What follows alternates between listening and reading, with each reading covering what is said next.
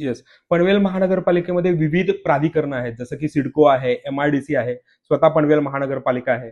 पण नागरिकांमध्ये किंवा काही तळोजाचे व्यापारी आहेत यांच्या मनात अशी संभ्रमावस्था आहे की बाबा आम्ही सिडकोला पण कर देतो, सर्व्हिस चार्जेस भरतो आणि पनवेल महानगरपालिकेकडे पण मालमत्ता कर भरतो. अर्थातच हा दुहेरी कर ही जी संकल्पना आहे याच्यावर मान्य सर्वोच्च न्यायालयात याचिका प्रलंबित आहे, त्याचप्रमाणे उच्च न्यायालयात याचिका प्रलंबित आहे.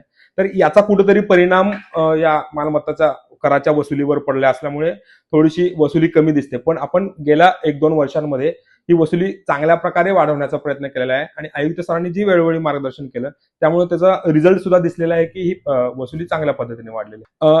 मार्च 2026 पूर्ण होताना जवळपास एक 32% कर वसुली झालेली आहे. अर्थातच नागरिकांमुळे जी संभ्रमावस्था आहे त्यामुळे ही टक्केवारी जरी कमी असली तरी मागच्या तुलनेत म्हणजे जी की मागच्या वेळी 18% होती ती 32% पर्यंत आपण वाढवलेली आहे. आणि यामध्ये अभय योजना देण्याचा नागरिकांना आम्ही प्रयत्न केला. त्यामुळे अभय योजनेमध्ये 133 कोटीच्या वर इतकं पेनल्टी आपण माफ केली आणि त्या पिरियडमध्ये जवळपास 402 कोटी रुपये आपल्या मालमत्ता कर म्हणून वसूल झाले.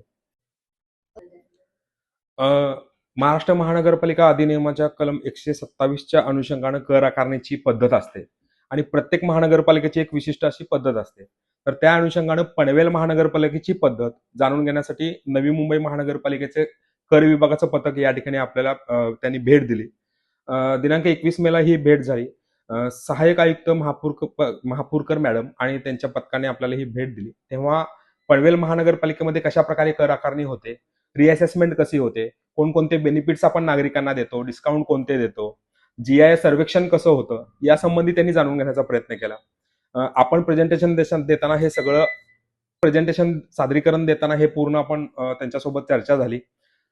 या अनुषंगानं महानगरपालिकेचे आपले आयुक्त श्री चितळे सर यांच्या मार्गदर्शनाखाली तयार केलेलं आपण AI आधारित कर मित्र प्रणाली असेल, ई पासबुक असेल किंवा किऑस्क आपण नवीन पद्धतीने तयार केलेत आणि डायनामिक QR सिस्टीम जी बिलावर प्रिंट होते याचाही त्यांनी जाणून घेण्याचा प्रयत्न केला. नवी मुंबई आणि पनवेल महानगरपालिका दोन्हीही लगतच्या महानगरपालिका आहेत आणि विमानतळामुळे एक विशिष्ट असे आंतरराष्ट्रीय दर्जा या दोन्ही शहरांना प्राप्त आहे. त्यामुळे आमच्या दोन्ही महानगरपालिकांची अशी मान्यता आम्हाला असं दोघांनाही असं वाटतं की दोघांच्या सहमतीने दोघांच्या ज्ञानाची आदान प्रदान करून हे शहर अधिक सुलभ टॅक्स प्रणाली इम्प्लिमेंट करू शकेल आणि त्या आधारे नवीन पायाभूत सुविधा आपल्याला देता येऊ शकेल. त्यामुळे नवी मुंबईनं या ठिकाणी येऊन सविस्तर चर्चा केली आणि अशी पद्धत आम्ही त्यांना सादरीकरण दिलं.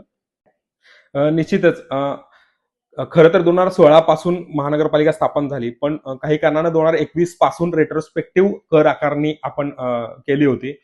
पण या दुहेरी कर आणि रेट्रोस्पेक्टिव्ह कर ज्याला पूर्वलक्षी कर म्हणतात याच्या अनुषंगानं काही न्यायालयात मान्य उच्च न्यायालय असेल, मान्य सर्वोच्च न्यायालय असेल यामध्ये याचिका प्रलंबित होत्या.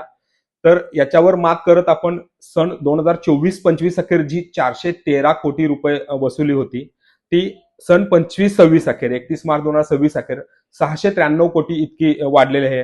अर्थातच आयुक्त श्री चितळे सरांच्या मार्गदर्शनाखाली आपण वसुलीची चांगल्या प्रकारे राबवली आणि नागरिकांना सुविधा देण्यासाठी डिजिटल प्रणाली आपण अद्ययावत केली. त्यामुळे याचा परिणाम होऊन आपली वसुली खूप चांगल्या पद्धतीने वाढली.